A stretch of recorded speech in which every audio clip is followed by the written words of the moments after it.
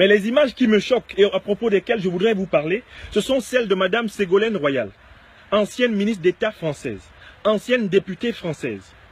Madame Ségolène Royal, ancienne candidate à l'élection présidentielle française de 2012, qui va à Banganté, s'afficher avec la maire, Madame la maire du RDPC, de la ville de Banganté, et qui prend sur elle le drapeau du RDPC, avec l'effigie du dictateur, du criminel, de l'assassin, de l'impénitent, de l'impotent, du cynique Paul Biya, et Madame Ségolène Royal se fait filmer avec cela, participe donc à la campagne du plus atroce dictateur survivant aujourd'hui en Afrique francophone, Monsieur Paul Biya.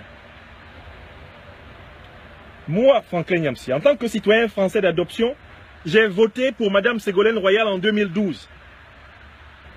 En 2007, contre Monsieur Nicolas Sarkozy.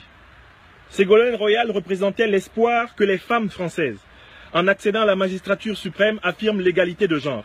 Elle représentait l'espoir qu'une gauche sensible à la souffrance humaine s'installe au pouvoir. Elle représentait l'espoir qu'un dirigeant africain, né au cœur du Sénégal, c'est le cas de Madame Royal, enfin mette fin à la France-Afrique. C'est cette femme qui, après avoir volé nos votes, qu'elle ne méritait pas, c'est cette femme qui va aujourd'hui à Yaoundé, qui va à Banganté, qui s'affiche avec le rassemblement démocratique, entre guillemets, du peuple camerounais, de M. Paul Biya, lançant sa campagne pour un mandat de 7 ans à la tête du Cameroun, alors que l'homme a 85 ans et qu'il a gouverné, ou plutôt administré le Cameroun depuis 35 ans.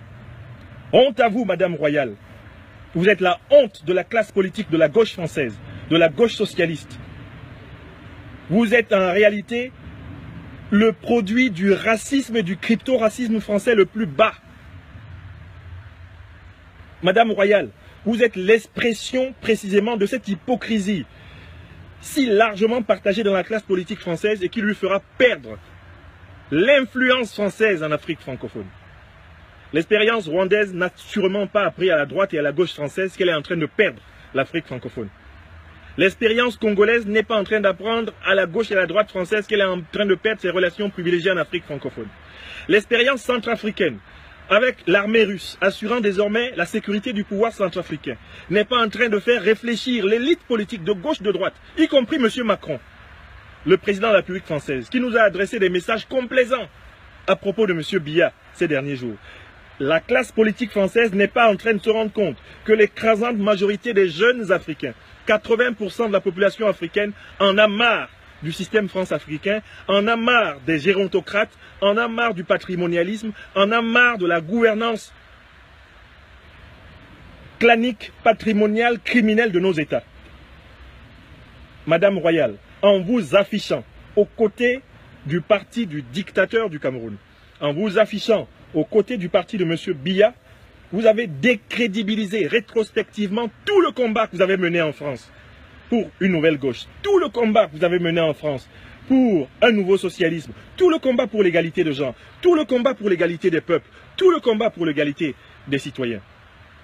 Vous révélez en vous affichant aux côtés d'un parti criminel comme le Rassemblement démocratique du peuple camerounais.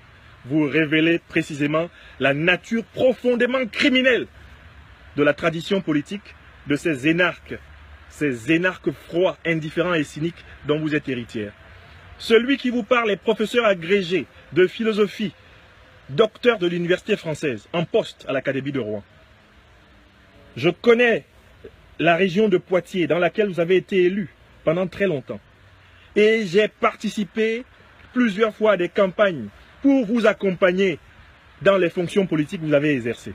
Mais Madame Royal, vous affichez aux côtés du dictateur camerounais, c'est une insulte à tous les citoyens franco-camerounais. C'est une insulte à toute l'Afrique. C'est une insulte à l'espérance.